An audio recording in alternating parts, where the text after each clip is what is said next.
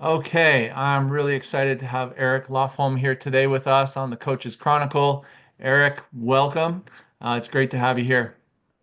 Jonathan, it's great to be here. I appreciate the invitation. Sweet.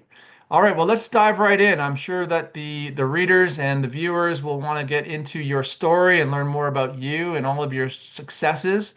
And so, first question for you is let's rewind to the beginning. Start several years back. What was going through your mind during those first 2 months of struggling in sales, and what shifted when you met your mentor? Yeah, I went into sales in 1992 and I went to work for a real estate investor. And my intention for being there was to learn real estate investing. When I got there, they offered me a job in sales, and I was not good at it.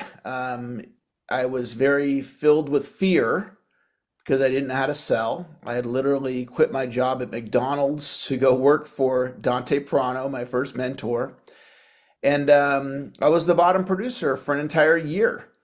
And at the end of my first year, I was put on quota probation. The quota was $10,000 a month in gross sales, and I'd missed the quota 2 months in a row. And I met my first sales mentor, Donald Moyne, who's a brilliant, brilliant sales trainer and coach. He's been my coach since 1994 when he began to coach me. And I was about to lose my job. And with his help, I was able to keep my job and ultimately become the top producer at that company. And so it was very much a fear place in my life. And then I had a big breakthrough with his help. Okay, so speaking of breakthroughs, what was one core idea from Dr. Donald Moyne and his mentorship that still shapes your approach today? He taught me how to put together a professional sales presentation. So, how do you open up the call, building trust and rapport? How do you identify the needs by asking probing questions? How do you bring the benefits to life with strategic storytelling? How do you craft an effective close? How do you handle the objections? And so he just taught me how to go in and deliver an effective presentation. And I had been doing it without that and struggling. And so once I had that, I really got the hang of it. And I still use those ideas to this day. Awesome. I know that some of our readers will be enthused to hear that you've spent some time working with Tony Robbins. It's a dream for many. What were your biggest lessons from that experience, and how did it influence your future as a coach and trainer? When I was working at McDonald's, I was dating my girlfriend at the time who became my wife, and I said, I'm going to go work for Tony Robbins one day. And she just laughed at me, like, "What are you going to do for Tony?" And I said, I don't know what I'm going to do. I just know that someday I'm going to work for him." And we ended up living in San Diego in the mid 1990s. And the job that I had moved there for ended up not working out. And so I went and I applied for a job, and through a series of events, ended up getting hired and working for Tony. And that turned into a 3 year run. And 2 of those years, I was speaking for him twice a day. And I was living in cities like Dallas and Chicago and New York. And I would go basically do a mini Tony Robbins presentation and promote his events. One of the big things that I learned from Tony, and it probably wouldn't be a surprise to anybody that's familiar with him, is the intensity at which he operates. And I've never met anybody that is like all out level 10. Like that's just it's just how he lives his life. At least that was my experience of him. And so I learned a lot about how to consistently, powerfully show up. And I created a standard for myself that I play at a 7+ on a daily basis. So 7, 8, 9, or 10 every day. That's my standard. And that became life changing when I made that decision. And, when you're working for somebody like that, you're immersed in the success principles that he teaches. And it was, very foundational work for me to become a speaker and go into the training industry under my own company and my own brand. So that was a very significant time in my life in my 20s. And how do you maintain that level of intensity, 7.5 or greater, every single moment of your day? It comes down to purpose, vision, what we're called to do. And I very much live my life on purpose. And that's really about serving people. I serve whoever's in front of me.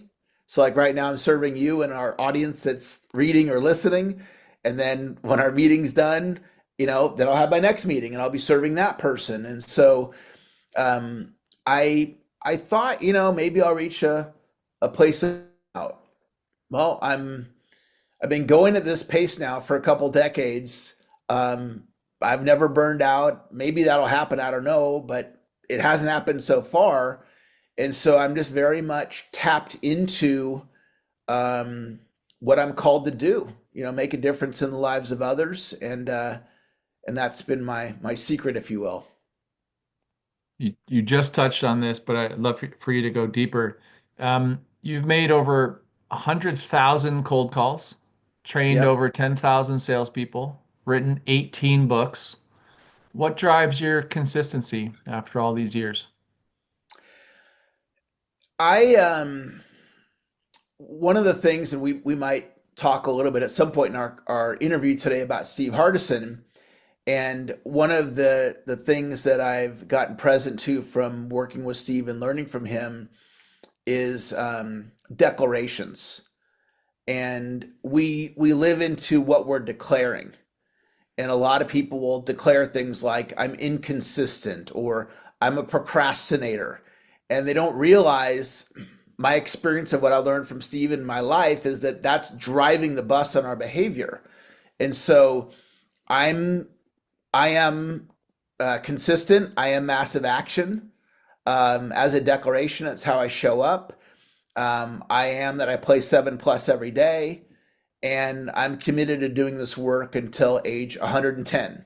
So it's 110. If I pass before then, it's however long I work till. I have no vision for retirement, and this is what I do.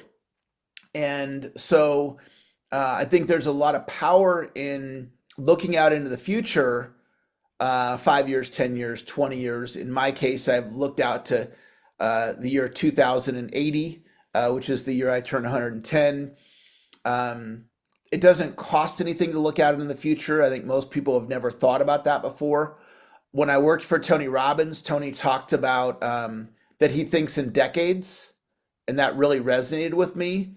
And so I'm the kind of person that I planted my flag in sales training. I planted my flag in being training. Now the most recent version of me is AI sales training. And I'm energized by just doing that and working at that and honing my craft and working towards mastery. Other people, maybe they need a different level of variety. And so we're all wired in different ways. And so I think my personality is wired for consistency, and I'm driven in that way. And I've got goals in front of me that I want to make happen, and so it requires that level of effort from me. And so it is. Your philosophy of continuous sales improvement is at the core of your work. How did you develop that idea, and why is it more effective than traditional training models? I think continuous sales improvement is the ultimate sales system. And so, part of mastery is we're always the student. We've never arrived is, my interpretation of mastery. When Dr. Moyne trained me back in the early 1990s and I had my breakthrough, something just clicked in me. Keep working on my skills. And not only keep working on my skills, keep coaching with Dr. Moyne. So he's been my coach since 94. He's still my coach. And I'm committed to running with Dr. Moyne for, the rest of my life. And now we're actually business partners. We recently co-authored a book together. We teach a mastermind together, but I'm also still his student. And the thing about, I think that people that are reading this article or listening to this, will resonate with, you never stop learning. And nowadays with technology and with AI, I mean, AI is like changing on the daily. Talk about never stop learning. So I'm inspired by that. And I'm inspired by sharing that idea with the clients that I work with. I call it stay in the conversation. And I encourage them to stay in the conversation with me, just like what I've done with Dr. Moyne, and having that be a lifelong mentoring relationship for those that that speaks to. I've had a lot of success with the philosophy, and it's, one of the main books I wrote is called Continuous Sales Improvement. That's how strongly I believe in that idea. Amazing. It sounds like this relates to mastery, but how do you personally stay motivated and aligned with your vision to keep training until 110 years old? One of the principles that Tony Robbins talks about, and he shared this principle in a story of when he bought his castle. And one of his first properties was literally a castle in Del Mar, California. And it was, I don't know, a couple $1 million property. And this is back when he was in his 20s. He did not have the credit to purchase the property. And so he went to the seller and he said, I'll give you this much down.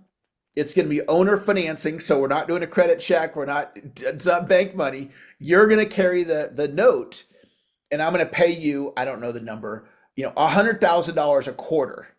I'm going to give you the mortgage payment, and then every quarter it's 100 grand. And then, if I ever don't follow through, you can foreclose. And, Tony miraculously figured out a way to come up with this money. And the principle is put yourself in a position that demands that you succeed. And so I have made promises to people, whether they're clients, whether it's what we're doing right now, a promise to show up and do this interview, promises to my kids, promises to my wife, promises to my employees. And my life is set up in a way where 7+ is really not a hard thing to do because my life requires it. If you look at an athlete, I'm a big basketball fan. The Golden State Warriors are my team, and Steph Curry has had an amazing, consistent career. And for his goals, he's top 3-point shooter and whatever is trying to get to be one of the top 10 NBA players. Whatever his goals are, it requires that he brings max effort, even going into his age 37 season. And so my life is very much set up where peak performance and 7+ effort and consistency is required. And that's also in alignment with my personality. I like that way of being for myself. And I think it's something interesting for anybody listening or reading this to consider, do I resonate with the idea, put myself in a position that demands that I succeed? And what can I do to create that? I've said for 2 decades, I'm the Zig Ziglar of my generation.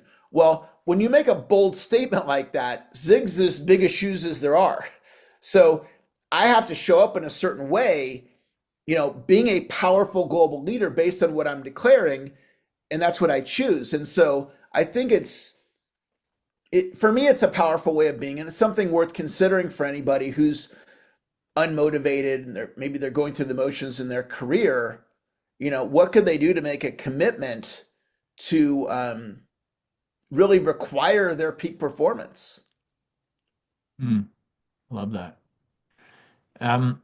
What role does mindset play in sales success, and how can coaches train their inner world to reflect outer results? Well, it's interesting about sales and coaching and mindset because people that are coaches, people like you and I, likely they feel called to do this work, right? They feel called to serve. And for a lot of coaches, there's a disconnect with serving and selling, right? And so it's like, I just want to coach people. I don't anything but sales. I don't want to sell. And the thing is, like, a coach is probably not going to have a salesperson that works for them that's going to bring them all these clients. So they're going to have to put on their sales hat. And so what I've learned, serve the person that's in front of me all day long.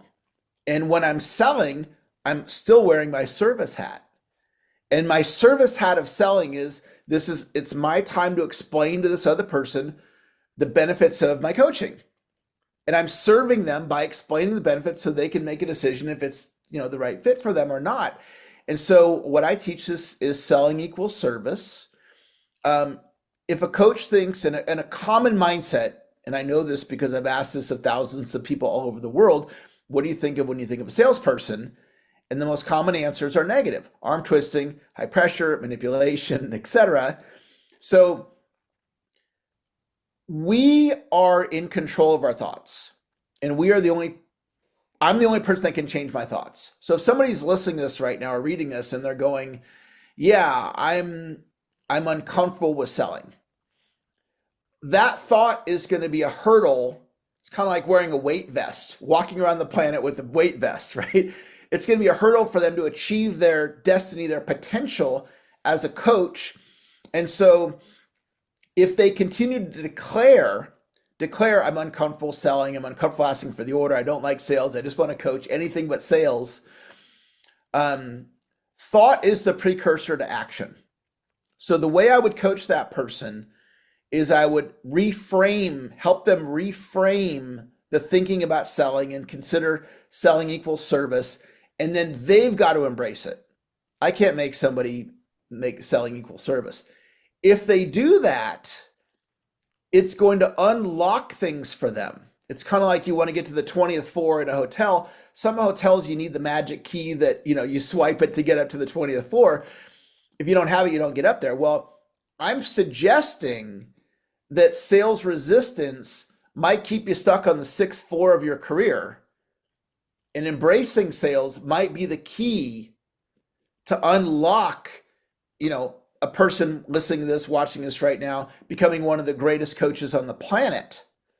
Wayne Dyer himself could not get his book sold through a traditional publisher. And if you go study Wayne Dyer and you you go into that story, he went out and sold the books. And Erroneous Zones became one of the top selling books in personal development space in the decade of the 1970s because of Wayne Dyer's sales ability. Most people probably don't think of Wayne Dyer as a salesperson, but he put the hat on to go out and become Wayne Dyer. Somebody who I love Wayne Dyer. I love his books and his content. I'm very inspired by him. Probably a lot of the people that are going to be going through this article are Wayne Dyer fans. So that's my rant on embracing sales. I love it. Yeah, myself included. Wayne Dyer is amazing, but I hadn't heard that story before. Um, you alluded to this in your last answer, Eric. There's a lot of quick fix sales tactics out there, and groups or coaches that are teaching these sort of shallow ways of acquiring the sale, so to speak. How do you help your students, clients, et cetera, build long-term confidence and, I think more importantly, authenticity in the sales process? Well, if we play the long game and we're relationship focused and we think logically, what is the easiest person that I can sell coaching to? And my answer is somebody who's in my database, they know who I am, and they're receiving content from me, whether it's email or they're being invited to master classes or they're getting access to podcasts or like this interview that we're doing right now. We're creating a piece of content that I can then share and people can become more familiar with me. And one of the principles of business is familiarity.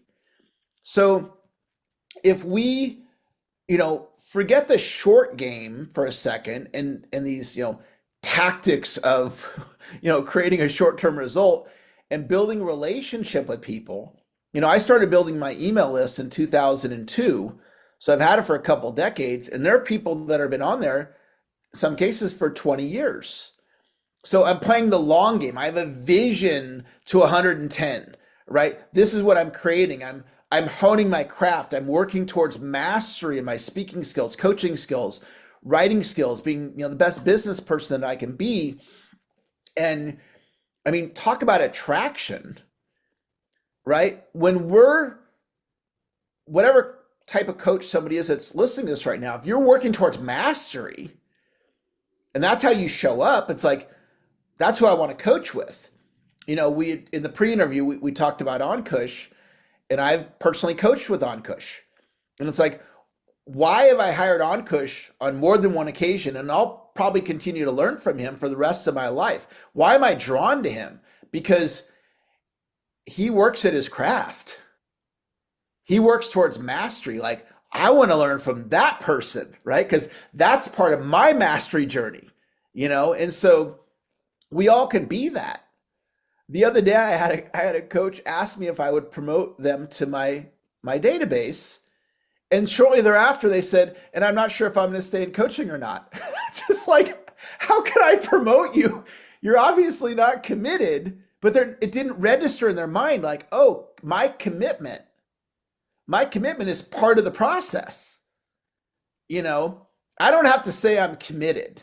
I'm just being commitment, and people get that. And so it's I think if we think about the coaches that we admire and respect, and you'll probably see in them their level of commitment, it's like it's who they are. They're answering their calling. Yeah, that resonates. Um, so you've trained people in over 20 countries. Have you noticed cultural nuances in how people approach sales, or would you say that the core principles are universal? I focus on the core principles, and I I train, some sales coaches and sales trainers are industry specific, like a real estate agent coach or, an insurance coach. I train all different industries. And I have clients all over the world. And to your point, different cultures, different ways of looking at things. And so what I found works for me is teaching core principles, like how do you structure an effective sales presentation? For a coach, that's, the enrollment conversation and what does that look like? And how do you build deeper relationships? And, what are the key mindset tips and goal setting principles and time management and so forth? And now a lot more leaning into AI. So I don't, I've never studied like the nuances of different cultures. I'm just more focused on being really, really effective at the core principles that I have found worked for me. And I go to look to learn so then I can bring it to my clients. That's a big part of how I think about things is teaching, like, what have I tested out that I know works, and sharing it with them. Beautiful. Um, with coaches specifically, because that's primarily who's going to be reading or listening to this, what are the most common mindset blocks you see when it comes to enrolling clients or selling, in particular, high ticket services? I think it really just comes down to sales and marketing. And it's understanding, like, okay, I'm called to do this. I mean, I think back, when did I know that I wanted to coach, mentor, teach? Seventh grade. I had my first tutoring client and I loved it. And I actually loved working at McDonald's. And when I worked at McDonald's, what I loved about it is I was a crew trainer, which meant I got to train the other staff, and they wanted to make me a manager. And I asked them, what does that look like? And they said, well, you're a supervisor. Instead of training, you supervise and this and that. You lost me at supervise. I don't want to supervise. I just want to train, right? Like, I just get lit up about that. So, okay, so now somebody's a coach and they're lit up like us about training. Well, now there's this other hat that we got to wear. It's called, this is a business, right? I've got to, for me personally, if I'm guiding a coach, I'm going to go, what's your goal for revenue next month? What's your marketing plan of how you're going to get the revenue? When you go to networking events, what's your approach going to be? So we got marketing, we've got networking, we've got technology, we've got, understanding money and finance and how that works, maybe building a team. I remember when I started building team, and that was just like, I was so green at it. I was like terrible at team building. But I realized I want team, so I think it's the moment you realize I need to embrace sales and marketing. For me to get to where I want to get in my career, I have to do this, because I do not believe in just be a great coach and the clients are going to come to you. if somebody that works for them, that's not my experience. I'm not saying that doesn't work, but my experience, what I do, my own philosophy, it comes from the movie Pursuit of Happiness. It's the story about Chris Gardner. Will Smith starred as Chris Gardner, and the quote is, "If you want something, go get it. If you want something, go get it." I don't wait for somebody to call me and say, "Hey, I'm looking for a coach." When that occurs, I love that. I reach out to people proactively. Hey, how can I serve you? Hey, here's a piece of content I think you'll enjoy. Join my masterclass. Would you like to set up a free coaching session? I'd love to be a guest speaker. So I do that because, that's what I know works from my experience. So I think from the mindset standpoint, if anybody's listening to this right now and you're going, yeah, I'm resisting sales and marketing. If I could speed up your process to embrace it, so you don't have to go another couple of years, that I would love that if I could reach at least one of you right now in a way where you go, okay, I need sales and marketing skills. Awesome. Everyone heard that invitation right there. Um, so many coaches are agents of and for transformation. Can you share a standout transformation story, someone who applied your system and experienced a major breakthrough? Yeah, I'll share one about one of my clients that went on to generate millions of dollars in revenue. And she was in corporate America and she had a dream to become a public speaking trainer and coach. And so she left corporate America, had never been an entrepreneur, and had never been professionally trained in sales. She's struggling in sales. She's generating about 4,000 a month. And our paths crossed and she hired me and we started working together. She needed to be professionally trained in sales and she needed business skills. Her highest priced product was $250. If you're a master salesperson, it's not it's not priced high enough. You sell a zillion of them and you're still not going to get to where you want to get. And so we worked on the sales skills and we also worked on dealing with resistance to implement ideas. So I would give her these different ideas and she'd agree it's a good thing and then she wouldn't implement. And then we get on the coaching call and it's like, did you implement the script I gave you? No, I didn't do it. Okay, well, did you like the script? Oh, I thought it was great. Why didn't you do it? I'm just uncomfortable with it. Right? Because we do, Joe Dispenza talks about breaking the habit of being yourself. Right? So she had a habit of whatever it was around sales resistance. She was being that. And so we worked through it and I got her professionally trained in sales and we grew out her product line. And her highest priced product is now $25,000. And so she went out, generated millions of dollars in revenue, and she's now debt free. She knows how to sell. She's a homeowner, which was important to her. And more important than all that, she's trained all over the world. She takes her clients on these international trips and they travel with her and they become international speakers. And it was her embracing the sales and the business skills. And had she not embraced it, I don't have a crystal ball. I don't know what would have happened. But what I do know is she did embrace it. She got the house. She became debt free. She's lived an amazing, amazing life. And it just speaks to embracing the business skills. And I think there's an idea out there of, sell without selling. Get these marketing systems and the marketing systems do the selling for you. I'm not going to say that's wrong, but I think it's a mistake. I think we want to be able to enroll people, one, to enroll them as clients, but also when we're coaching them, enroll them in our ideas of transforming their life. So that's one example of a coach that I helped, and she's just done amazing things. Beautiful. Thank you. You're a family man, 4 kids. How has your journey as a father informed or influenced your work as a coach, trainer, and entrepreneur? Yeah, well, I'll give you one specific thing. It really cut down my travel, and I thought, I two of the kids are my own, and then I remarried, so I blended family, and so I picked up two stepdaughters along the way.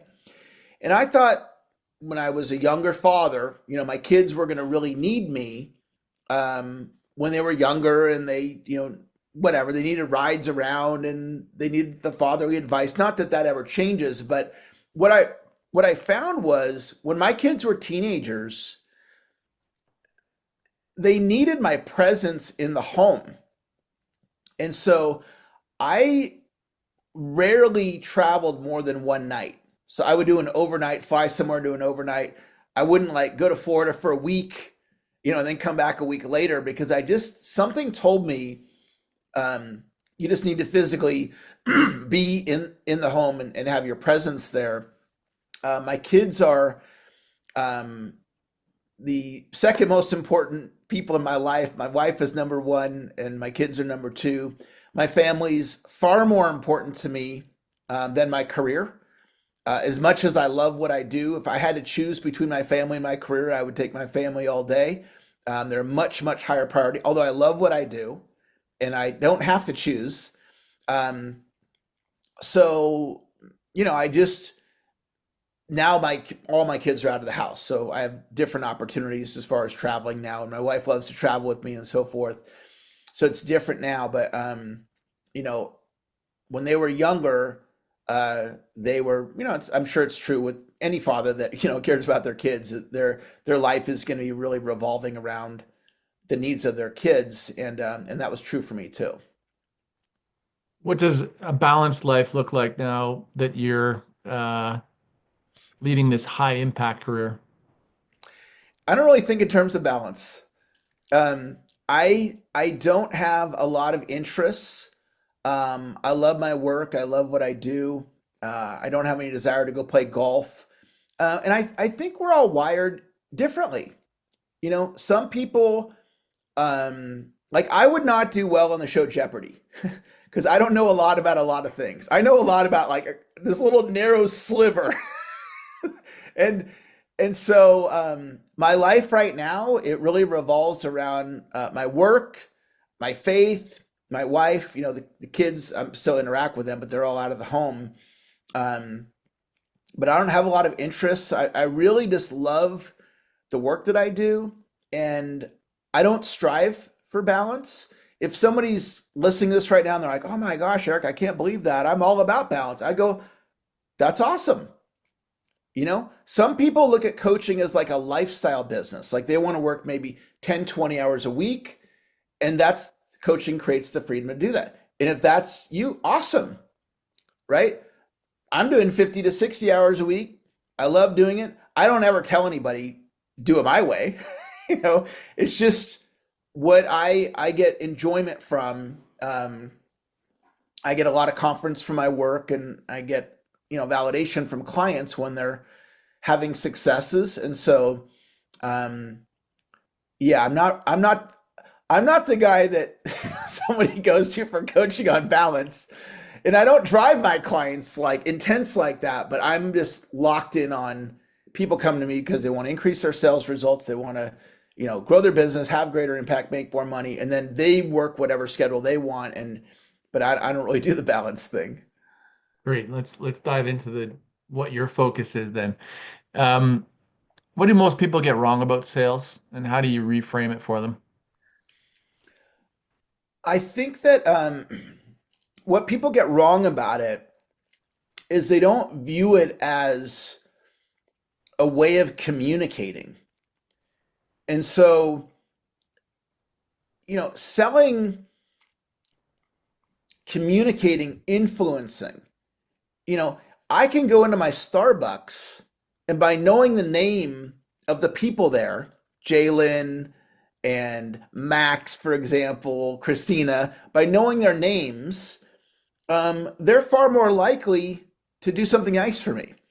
Where I live in California, they don't put straws out at where they put the sugar and the cream. You have to request a straw. And it's not a Starbucks nationwide thing because in Arizona they have the straws out, but in California they don't for whatever reason. So um, I like getting a straw when I go to Starbucks. Well, when I go there and I pick up my coffee, I order on the app and the straw's there. Well, that's influence, right? And so influence and sales is how I ended up meeting my wife. I literally applied sales strategy to get my happily ever after. And so if people will embrace selling as a skill set that anybody can learn, not as a I'm born with it or I'm not.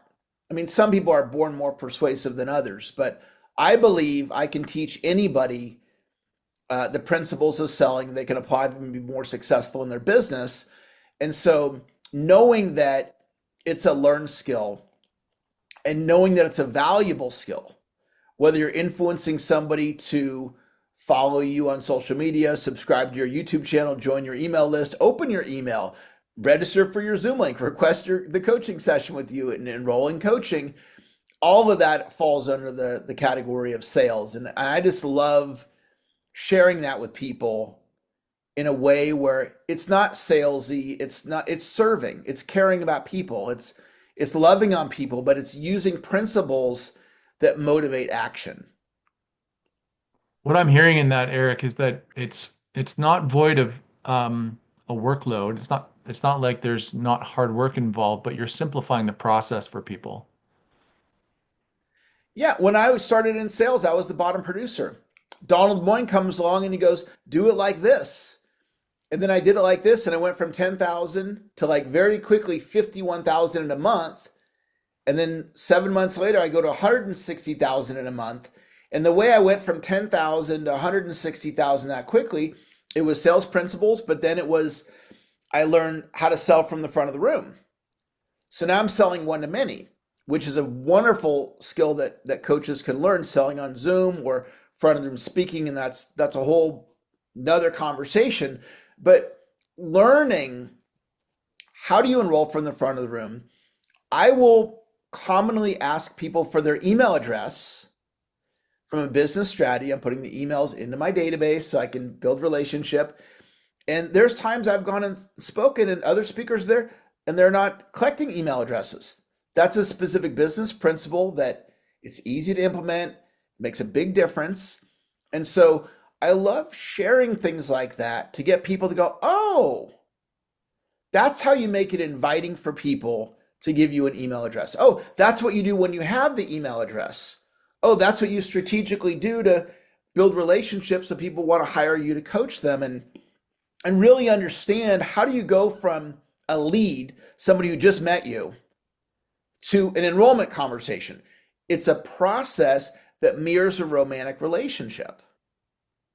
So if you think about the dating process and you meet somebody and what is that process like, right? On a first date, when the woman gets in the car and we're on a drive to go to dinner and it's a first date, I'm not going to lean over and kiss her on the drive to before we drive to the restaurant. She'd be like, what are you doing? Well, it's the first date. Aren't we supposed to kiss in the first date? Maybe at the end. That's a sequencing conversation. So these are all things that they require thought. You know, when do you ask somebody for a referral? When do you ask somebody for a next step? And do it in a way where it's very inviting, right? To be able to communicate with people where it's inviting and you can demonstrate the value so you can charge what you're worth and things of that nature. And these are not intuitive things. At least they're not intuitive for most people, and they weren't intuitive for me.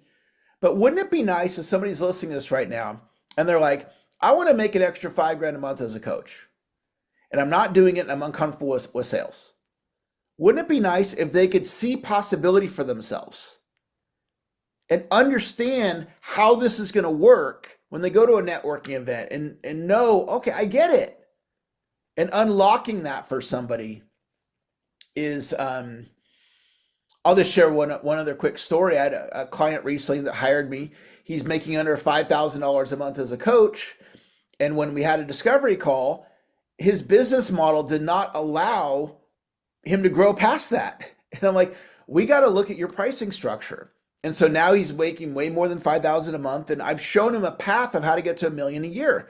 And it's like, that lights me up because now in this case, I'm coaching a coach, right? He's a leader. He's going to go out and impact people with what it is that I'm teaching him. And It's something that can be learned is really the driving home point.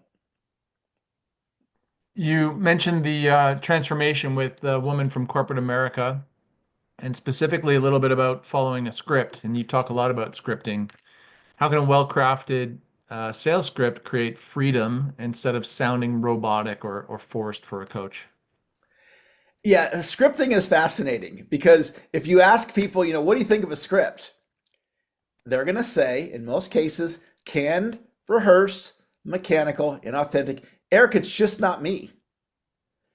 And they're saying that because they don't understand what a script is. The definition of a script is words in sequence that have meaning.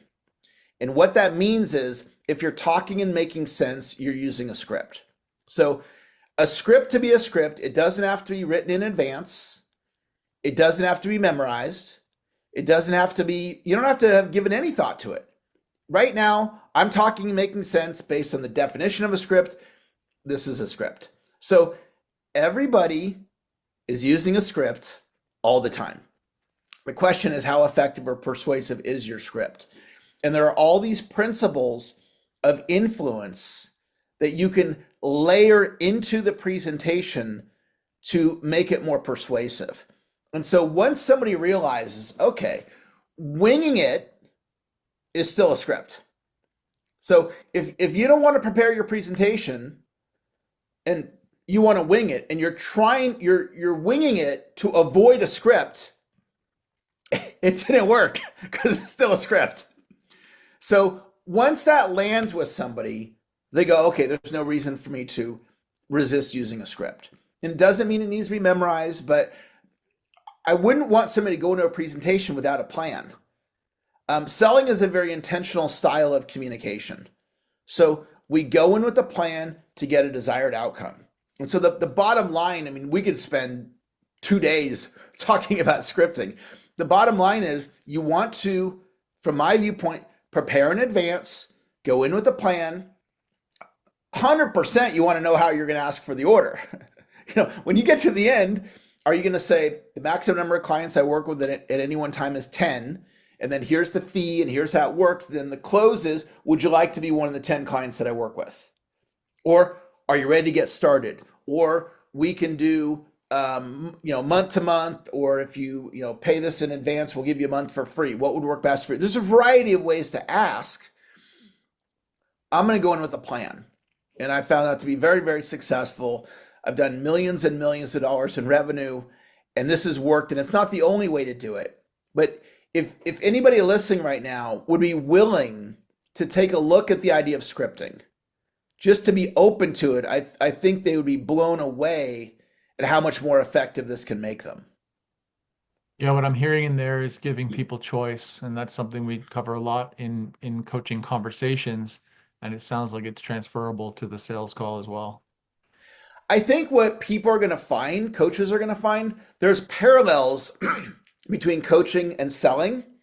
It's just one, we're creating a financial agreement, and the other, you're selling them on changing their life, Mm. right? You're selling them on making the decision to quit their job or not. You're selling them on to make the decision to be more loving with their spouse. I mean, it depends on what kind of coaching they're doing.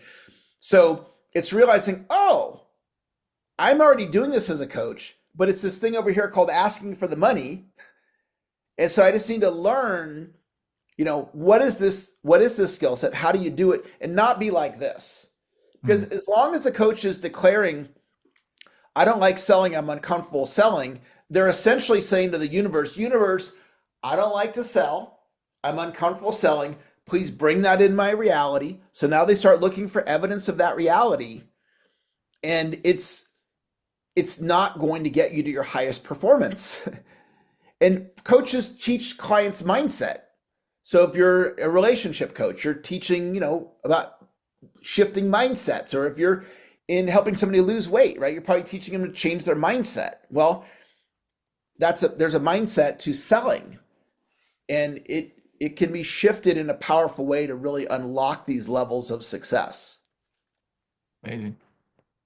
You've worked closely with Steve Hardison, the ultimate coach. How has the being movement shaped your perspective on identity, leadership, or how you show up in sales and service? I was not familiar with being as a distinction about 3.5 years ago. So if I don't know it as a distinction, then I don't really have much access, if any access. I could have unconscious access. So one of the things I learned is we're always being, these are the three distinctions of being. We're always being, we can observe our being, we can shift our being. And I don't think most people know that. And the being movement, from my perspective, my vision is I want to teach the three distinctions of being to all of humanity. I want everybody to know that they can observe their being, they can, we're always being, we can observe our being, we can shift our being. And so when it comes to business, I'm always being, I can observe it, I can shift it. When it comes to marketing, when it comes to sales, when it comes to my relationship with my wife. And one of the things that I created once I learned that is I'm the world's greatest husband. And it's not a statement of bragging, and it's not a statement of comparing myself to other husbands. It's how I choose to show up for my wife. Who I'm being for my wife is the world's greatest husband. And that took an already very good marriage to a whole nother level. And so gaining access to this idea, it's one of those, you're at the 6th floor, it takes you up to the 20th floor, right? Who am I being in my coaching business as it relates to enrollment? Who am I being? Some coaches are being the world's best kept secret. So how about who I'm being? I'm being shout from the rooftops. That's who I'm being. I'm being bold and courageous. I'm being, I reach out to people every single day to grow my business. Other people are being, I don't like prospecting. It's like, okay, well, you're called to make a difference in the world, but you don't want to reach out to people and make a difference, you know? So what I've learned from Steve has been miraculous. And I'll give you guys one insight of how Steve shows up for me. He acknowledges the highest expression of me with statements that seem outrageous. He'll say, Eric, you lead like Abraham Lincoln. It's like, what? What are you talking about? Like, it's so outrageous, but he's not pumping my tires. He's seeing something in me that's Abraham Lincoln like. And then what it does is, okay, if Steve sees that in me, then I can now go, okay, well, where am I Abraham Lincoln like? What is Steve seeing?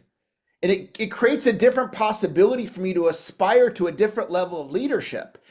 And he is so brilliant, to me, the best in the world. The best in the world at seeing someone else's possibility and powerfully speaking it.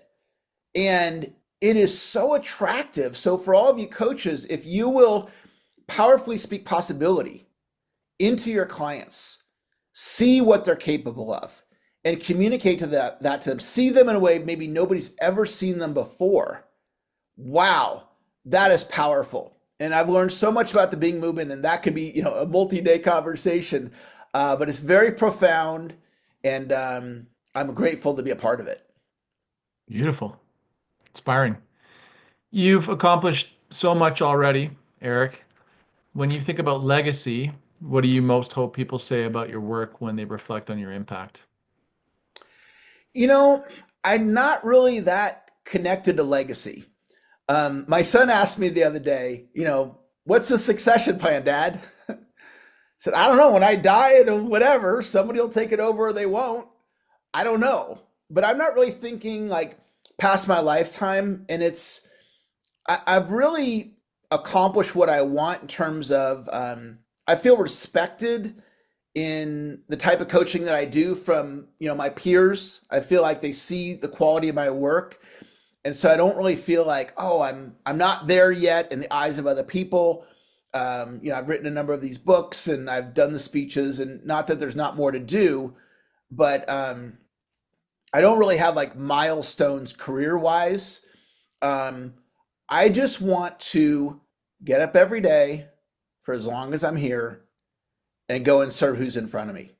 And it's that simple. And doing that, all kinds of cool stuff happen. Like being asked to be in your magazine. Like I loved your invitation. I was so excited. I was truly excited. You can hear it in my voice right now. Like, wow, that's so cool. And I've been, been featured in a lot of different ways, speaking in books and this, but it really something about your magazine and just it was special to me, to have this opportunity. And cool things show up when I just serve who's in front of me, whoever that is, and that's really what I'm committed to. Beautiful. Well deserved. Last question for you, Eric. If you could give one piece of advice to a new coach entering the industry today, what would it be? My advice is if you feel called to do this, which you probably do, then ask yourself, who do I need to be to step into what I'm called to do? What are the skills that I need to develop? Because if you ask yourself, okay, I'm called to coach, I'm called to do this, what skills I need, you're probably going to get an answer of I need sales and marketing, I need technology. So don't avoid those. Embrace those skills that you need to go out and really have the impact that you're here to have. Beautiful. Eric, thank you so much for all of your wisdom, your knowledge, your experience, your detailed outline of what sales could look like for someone who's doing it really well, and the invitation for those that want to engage with you and learn more from your expertise. And thank you so much for being part of the August issue of the Coach's Chronicle. And Jonathan, I acknowledge you for who you're being in the world, the powerful leader that you are, the leader of leaders, and the space that you create for others to step into their greatness. I'm loving watching you do your thing, and thank you for creating this magazine so people like myself can continue to share our messages with the world through your platform. Deeply honored. Thank you, my friend. All right, stick around for a sec. Thanks everyone for tuning in.